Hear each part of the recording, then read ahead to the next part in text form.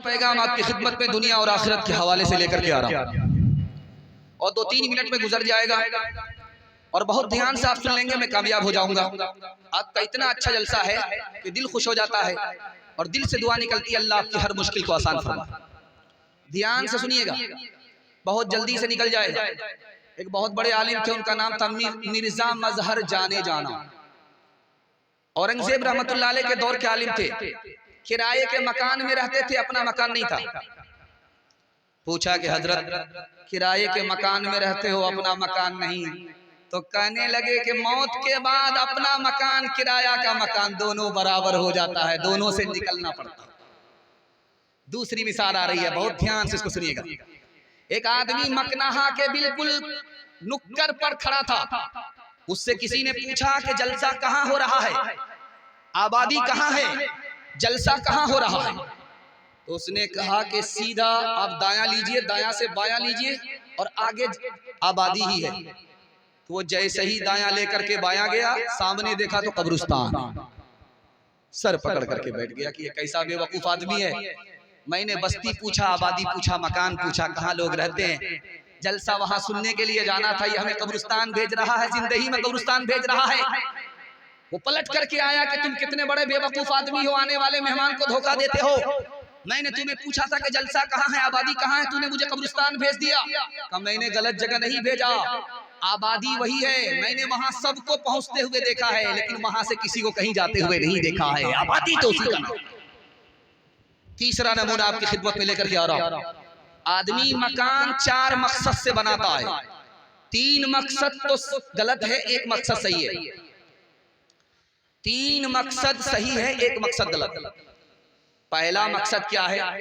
मकान बनाएंगे, सर छुपाने की जगह मिल जाएगी, ये मकसद सही है।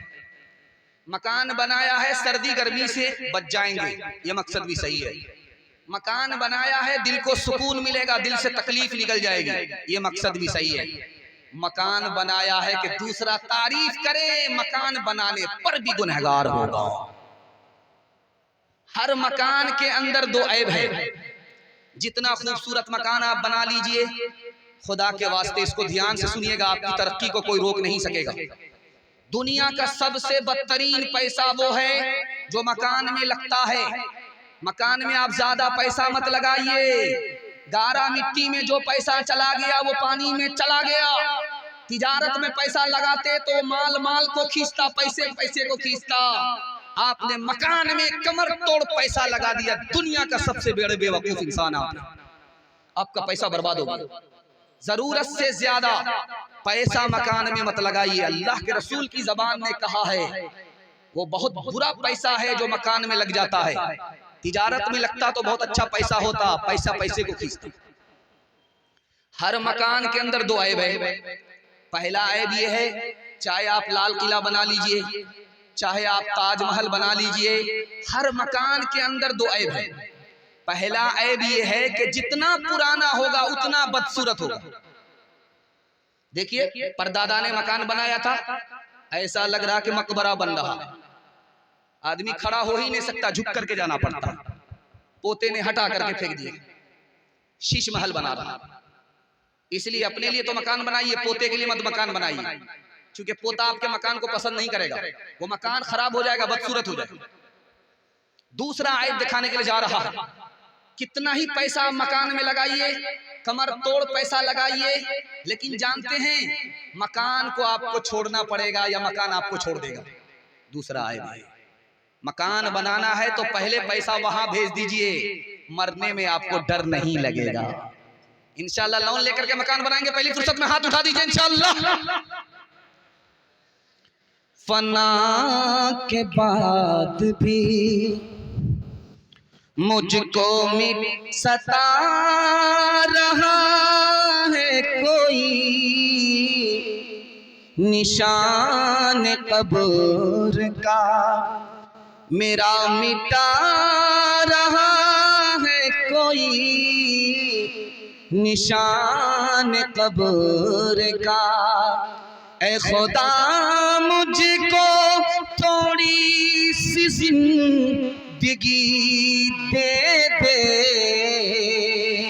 उदास मेरे उदास मेरे जनाजे से जा रहा है कोई, उदास मेरे अंधेरी रात को तारीक और सन्नाटे, कमर की कब्र पे, कमर की कब्र पे आंसू बहा रहा है कोई, फना के बाद भी। तीसरा पैगाम बहुत बेदारी के माहौल में आपकी खिदमत में लेकर के आ रहा है। आपने दिल खुश कर दिया कि जिस माहौल में आप सुन रहे हैं उसी माहौल में आपका ज़मीर जिंदा है। अल्लाह आपके ज़मीर को जिंदा फरमाए। सुनने के लिए तैयार है तो हाथ उठा दीजिए इंशाअल्लाह। सुन करके आपका दिल बहुत मजबूत होगा। खुदा कितना मेहरबान अपने बंदे पर है, आप अंदाजा नहीं लगा सकते। खुदा के 3 नाम है। पहला नाम है गाफिर। गाफिर कहते हैं थोड़ा माफ करने वाला। बंदा थोड़ा गुनाह करता है, अल्लाह थोड़ा माफ करता है। अल्लाह का क्या नाम है? गाफिर। और दूसरा नाम अल्लाह का है गफूर।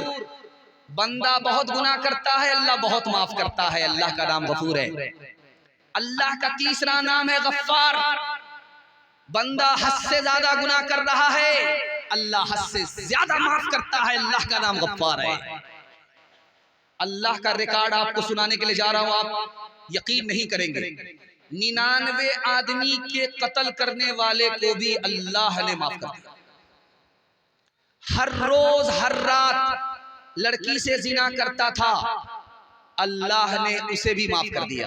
मौत से ठीक 1 रात पहले अल्लाह ने उसे भी माफ कर दिया।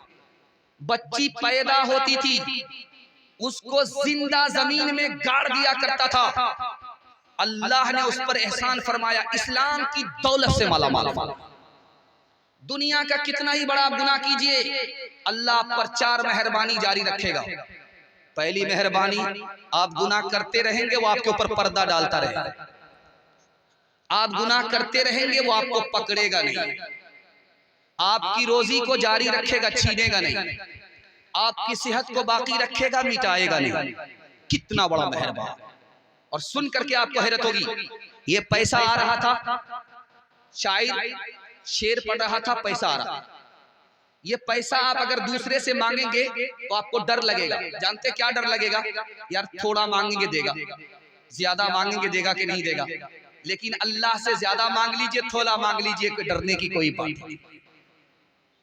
आप जब किसी से मांगेंगे तो आपको ये डर रहेगा, यार एक बार मांगेंगे तो देगा, बार बार मांगेंगे नहीं देगा। अल्लाह से बार बार मांगिए, कोई फर्क नहीं पड़ता, वो और खुश हो। तीसरी बात देखिए, आप दूसरे से मांगिए, वो आपका चेहरा देखेगा, अपना आदमी है या पराया। अगर आपको पहचानता है तो देगा, नहीं पहचानता है नहीं देगा। अल्लाह से मांग करके आप देखिए, कोई फर्क नहीं पड़ता, वो अपने को भी देता है, पराये को भी नवाजता है। थोड़ी सी शान में आपने बेअदबी कर ली, मांगने के लिए जिसके दर पर आए थे वो आपका दिया हुआ वापस ले लेगा। लेकिन अल्लाह से मांगिए, उनकी शान में 1000 नाफरमानी कीजिए, वो दिया हुआ वापस नहीं लेता है। इतना बड़ा मेहरबान है। हज़रत उमर की अदालत में एक चोर के लिए ऐलान हुआ, इसके हाथ काट डालो ताकि दूसरे के माल की हिफाजत हो, दूसरे को नसीहत हो। तो वो गिड़गिड़ाने लगा, हाथ जोड़ने लगा कि मेरी पहली गलती है, माफ कर दो। हजरत उमर ने कहा ऐसा हो ही नहीं सकता, पहली गलती पर खुदा पकड़ता नहीं है, पर्दा डालता है। दूसरी गलती पर खुदा पर्दा डालता है, पकड़ता नहीं है। तीसरी गलती पर खुदा पर्दा डालता है, पकड़ता नहीं है। जब बंदा बाज नहीं आता तब पकड़ा जाता है। तहकीक हुई तो 100 मर्तबा का चोर निकला। और आपका दिल बहुत मजबूत होगा ये सुन करके कि पूरे मजमे में सबसे ज्यादा जल्दी में माफ करने वाला कौन इंसान है। ये मर्दों का पिंडाल है, इसी के बराबर में औरत का पिंडाल है। मैं आपसे एक सवाल करूं कि इसमें माफ करने वाला कौन बंदा बैठा है, उस पिंडाल में माफ करने वाली कौन है? तो इसका जवाब एक ही लाइन में है, सबसे ज्यादा जल्दी में इस पिंडाल में अगर कोई माफ करने वाला है तो बेटे का बाप है। बेटे की गलती को सबसे जल्दी में माफ करता है। और उस पिंडाल में माँ है, अपने बेटे के कसूर को जल्दी में माफ करती है। जानते हैं माँ बेटे से नाराज है, बात नहीं कर रही है, लेकिन जब ऐन खाने का वक्त आता है तो माँ बेटी से कहती है, बेटी देखो तुम्हारे भाई ने खाना खाया कि नहीं खाया। क्या कलेजा है, नाराज तो है लेकिन दिल से नाराज नहीं है। अब बेटा दौड़ा दौड़ा आया, माँ के पैर पकड़ा, मुंह खोल करके माफी मांगी, माँ ने माफ कर दिया। और जानते हैं माँ से भी ज्यादा जल्दी में कौन माफ करता है? खुदा माफ करता है। माँ के पैर पकड़ने पड़ते हैं, मुंह खोलने पड़ते हैं, लेकिन खुदा के आगे पैर पकड़ने की भी जरूरत नहीं, मुंह खोल करके माफी मांगने की भी जरूरत नहीं, दिल का इरादा हो गया खुदा माफ कर देता है। एक आदमी दारू की बोतल लेकर के सामने से गुजर रहा था। हजरत उमर उधर से आ रहे थे, कमर में कोड़ा था। उस जवान ने देखा कि हजरत उमर ने अगर देख लिया कि दारू की बोतल लेकर के जा रहा हूं, इतने कोड़े पड़ेंगे कि जनाजा उठ जाएगा। दिल दिल में कहता है कि मेरे परवरदिगार आज इज्जत आबरू तू ही बचा सकता है। उमर सामने है, कमर में कोड़ा है, पता चल गया कि इतने कोड़े पड़ेंगे कि आज जनाजा उठ जाएगा। हजरत उमर जल्दी जल्दी कदमों से आए और उस जवान से पूछा कि बेटा बताओ तुम्हारे बगल में क्या छुपा हुआ है? कहा हुजूर कुछ नहीं है, शरबत है। अच्छा शरबत है, अभी पता चल जाएगा।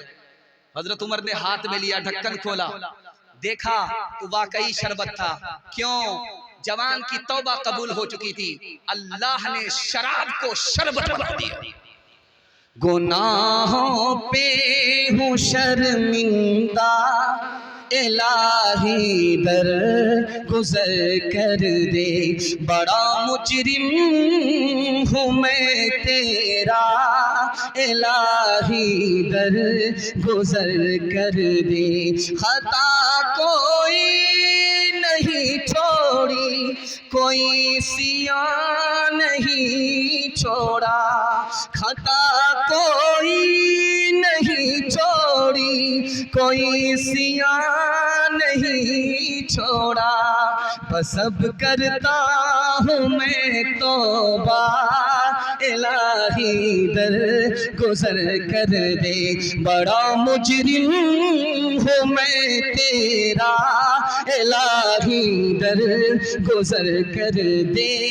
खिलौना हाथ का अपने बना रखा है शैतान ने, बना रखा है शैतान ने, बना ले अपना तू बंदा, इलाही दर गुजर कर दे, बड़ा मुजरिम हूँ मैं तेरा, इलाही दर गुजर कर दे। इंशाअल्लाह जीते जी बेटे पर, मुसीबत में मौत के बाद खुदा पर भरोसा करेंगे। हाथ उठाइए इंशाअल्लाह। ये देखिए, अब इंसाफ से बताइए इन लोगों के साथ क्या किया जाए। ये कन्या के भी मामू है, दुल्हा के भी मामू। ये 2020 का मैच देख रहे हैं, 50 इधर है 50 उधर। ध्यान से सुनिएगा, आप जिस हाल में भी सुन रहे हैं आप मेरा दिल खुश कर रहे हैं। दाया बाया आपका इम्तिहान होता रहेगा, इससे कोई फर्क पड़ने वाला नहीं है। मैं आपको शर्मिंदा नहीं करना चाह रहा हूं, बल्कि मैं आपके दिमाग को टटोलता हूं कि आप दिमाग से सुन रहे हैं कि नहीं, पैगाम की हिफाजत कर रहे हैं या पैगाम को जाये कर रहे हैं। आप जिस हाल में भी सुन रहे, बहुत अच्छा सुन रहे। मैं आपकी जगह बैठता, अचानक में मुझसे सवाल होता, मैं भी फंस जाता। घबराने की कोई बात नहीं, आप जिस तरह भी सुन रहे बहुत अच्छा सुन रहे। अल्लाह इस मोहब्बत को सलामत रखे। आपके घर में जितनी भी परेशानी हो, मेरी दुआ है अल्लाह आपकी परेशानी को इस जलसे की बरकत से दूर फरमाए। चौथा पैगाम सीरत के हवाले से सुना रहा हूं, सुनने के लिए यहां से लेकर के वहां तक तैयार है? दोनों हाथ उठा दीजिए इंशाअल्लाह। शादी के बाद दाढ़ी रखेंगे, हाथ उठाइए इंशाअल्लाह। दाढ़ी के बाद जब दाढ़ी रखना, शादी के बाद जब दाढ़ी रखिएगा ना तो बीवी सबसे पहले उस्तरा चलाएगा। शादी से पहले रख लीजिएगा तो शादी के बाद दाढ़ी बाकी रहेगी। इसलिए आपसे पूछा गया, ध्यान से सुनिएगा। जब ठीक दोपहर का वक्त होता है और सूरज सर पे आता है तो अरब की जमीन, मक्का की जमीन इतनी गर्म होती है जैसे चूल्हा गर्म होता है। चूल्हे में अगर कोई पैर रख दे तो पैर जल जाता, और खाली पैर अगर दोपहर में मक्का मदीना की जमीन में कोई रख दे तो पैर जल जाता, फोका हो जाता, दाना निकल आता, आंवला निकल। लेकिन इसी हिंदुस्तान का आशिक था। दुआ कीजिए अल्लाह उनकी कब्र को नूर से भर दे। उस आशिक का नाम था हजरत नानोतवी, अल्लाह उनके दर्जात को बुलंद फरमाए। मक्का के दोपहर में, मदीना के दोपहर में नंगे पैर सड़क से चल रहे हैं, पैर से दाना निकल गया, फोका निकल गया, पैर फट फट करके रिसने लगा। इसके बावजूद भी कोई परवाह नहीं है, बगैर जूते के, बगैर चप्पल के सड़कों से गुजर रहे हैं। पूछने वाले ने कहा कि जूता तो पहन लेते, का डर लगता है कि जूता पहन लूं और कहीं वहां कदम न पड़ जाए जहां किसी जमाने में नबी के कदम पड़े थे। जब मक्का से मदीना से लोग आते हैं हिंदुस्तान तो तस्बीह देते हैं। ये तोहफा रखिए, टार्च देते हैं, ये टार्च बड़ी अच्छी है, इसको रख लीजिए। तस्बीह देते हैं, रख लीजिए। तो आदमी देखता है, यूं देखता है, यार मदीना तो नहीं लिखा हुआ है, चाइना लिखा हुआ है, मेड इन चाइना। तेरी के ये कह रहे हैं तस्बीह मदीना की है लेकिन चाइना की बनी हुई है। तो हजरत गंगोही, दुआ कीजिए अल्लाह उनकी कब्र को नूर से भर दे। कोई लेकर के आया तस्बीह, उसमें लिखा हुआ है मेड इन चाइना, कि चाइना की तस्बीह है ये, लेकिन लेते ही होंठ से लगाते थे, आंखों से लगाते थे, होंठ से चूमते थे। लोगों ने कहा कि हजरत ये तो चाइना की बनी हुई तस्बीह है, मदीना को कहा जा रहा है। कहने लगे मैं मानता हूं कि इसको बनाया गया चाइना में, चाइना से तस्बीह बन करके मदीना गई, लेकिन मैं इसको होठों से इसलिए चूम रहा हूं, आंखों से इसलिए लगा रहा हूं कि इसमें मदीने की हवा लगी हुई है। एक बहुत बड़े आशिक थे, दुआ फरमाइए अल्लाह पूरी मिल्लत की तरफ से उनको जज़ाए खैर दे। उन्होंने पूरी जिंदगी में अल्लाह से 3 दुआ मांगी, 2 दुआ कबूल हो गई, 1 दुआ कबूल नहीं हुई। तो पूछा गया हजरत पूरी जिंदगी में इतना बड़ा मुहद्दिस हजरत खलील अहमद सहारनपुरी, इतना बड़ा मुहद्दिस, क्या दुआ मांगी जो कबूल हो गई, क्या दुआ मांगी जो कबूल नहीं हुई? तो हजरत ने फरमाया कि मेरी 2 दुआ कबूल हो गई। मैंने अल्लाह से दुआ मांगी कि अरब में इस्लामी हुकूमत हो, हुकूमत हो गई। मैंने दुआ मांगी मेरी हदीस की किताब है, अबू दाऊद की शरह है, बज़लुल मजहूद नाम है, मुकम्मल हो जाए, अल्लाह ने मुकम्मल करा दिया। अब एक आखिरी दुआ है, वो मैं मांग रहा हूँ, मुझे यकीन है अल्लाह की जात से उम्मीद है ये दुआ भी कबूल हो जाएगी। कहा हजरत वो क्या दुआ है? कहा दुआ ये है मैं पैदा तो हिंदुस्तान में हुआ हूँ, अल्लाह जन्नतुल बकी में दफन होना लिख दे। आखिरी बात आपकी खिदमत में लेकर के आ रहा हूँ। आप जब फज़ाइल अमाल मस्जिद में देखते हैं उसको अदब से उठाया कीजिए, आंखों से लगाया कीजिए, होठों से चूमा कीजिए। बहुत बड़े आशिक रसूल की किताब है, आपको अंदाजा नहीं है। एक नमूना आपकी खिदमत में लेकर के आ रहा हूं। दुनिया में सबसे ज्यादा हदीस में उर्दू जबान में छपने वाली किताब, मुख्तलिफ जबान में छपने वाली किताब अगर कोई है तो फज़ाइल अमाल है। कितना बड़ा आशिक था, उनकी किताब को अल्लाह ने पूरी दुनिया में ऐसे आम ताम कर दिया। उस आशिक का एक नमूना आपकी खिदमत में लेकर के आ रहा हूं। उस किताब पर अगर धूल पड़ी हुई रहे उसको साफ कीजिए, उसको मिटाइए, होठों से चूमिए, आंखों से लगाइए। कितना बड़ा आशिक था, मैं आपको दिखाने के लिए जा रहा हूं। जब मदीना आते थे उनके लिए चटाई बिछाई जाती थी। शेखुल हदीस मौलाना ज़करिया रहमतुल्लाह अलैह जब मदीना आए तो चटाई बिछाई गई। खजूर की चटाई है, मदीने की खजूर है, उसकी बनी हुई चटाई है, वो बिछाई गई। हजरत इसमें बैठ जाइए। कहने लगे ऐसा नहीं हो सकता, हिंदुस्तान में जाकर इस चटाई पर बैठूंगा लेकिन मदीने पर चटाई पर नहीं बैठ सकता, मदीने में चटाई पर नहीं बैठ सकता। क्यों? मैं मदीने का कुत्ता हूं, मेरे लिए मदीने की जमीन ही मुनासिब है। इतने बड़े आशिक की वो किताब है, बहुत अदब से उठाइएगा, अल्लाह आपके मुकद्दर को चमका देगा। ध्यान से सुनिएगा, आखिरी नमूना आपकी खिदमत में। हिंदुस्तान से जो हवा जाती है मदीना वो ठंडी होती है, और जो हवा मदीने से हिंदुस्तान आती है वो गर्म होती है। क्यों?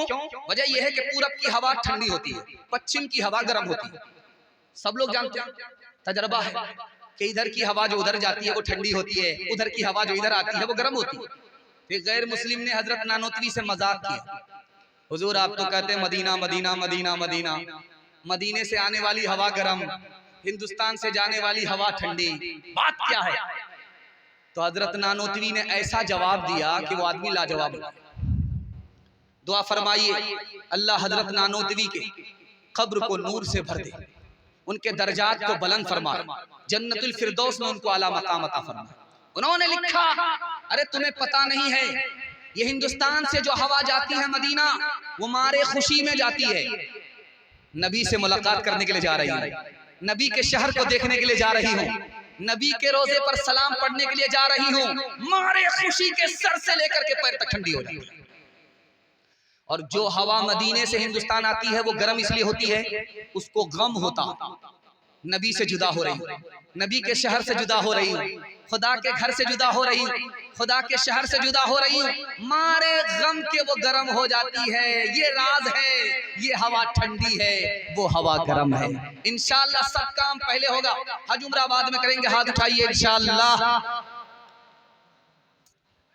ताज़ीम की है जिसने मोहम्मद के नाम की, खालिक ने उस पे आतिशे दोज़ख हराम की। तेरे मकाम का तो खुदाई को इल्म है, जन्नत तो है जगह तेरे अदना गुलाम की।